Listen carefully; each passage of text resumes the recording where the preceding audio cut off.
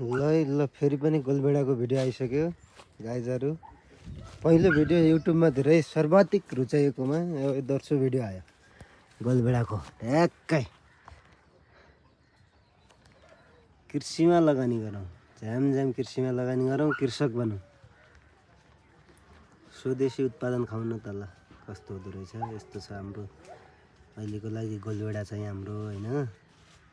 यो पाकिसकेको छ, केही पाकिसकेको छ। यो व्यापक रूपमा पाक्ने क्रम चाहिँ यो माटो पानी खसेर माटो लाग्यो। यो चाहिँ हाम्रो यस्तो हुन्न। यो चाहिँ माटो मात्रै लाग्यो, तल भुइँको माटो, पानी खस्यो होला कतैबाट।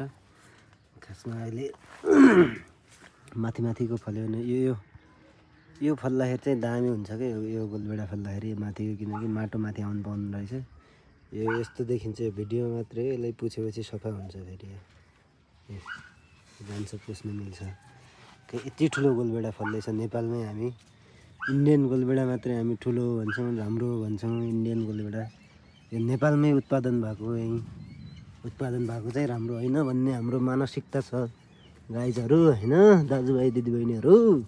त्यो होइन, वास्तवमा यहीँ पनि गऱ्यो भने, उत्पादन गर्ने भने राम्रो हुन्छ। मेहनतका साथ गर्ने हो भने त्यसरी थालौँ, नेपालमै गर्न खोजौँ। यहाँ बुट्टा काटिएछ, यो काट्दाखेरि, यो पातहरू काट्दाखेरि ट्याक ट्याक यस्तो भएछ। के घामहरू टिल्किरहेछ थोरै। यस्तो छ गोलभेडा। यहाँ टक्क फलेको छ, धेरै छ है त। यहाँ यस्तो छ यो गोलभेडाहरू फलेको छ ट्याक्क। उतापट्टि जाउँ जानु उता यस्तो छ।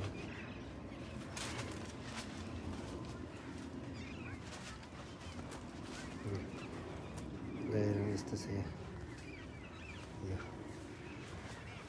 ल है दाजुभाइ दिदीबहिनीहरू, यहाँ पलाएर गोलभेडा यसरी फलेको छ। यसरी फल्छ गोलभेडा।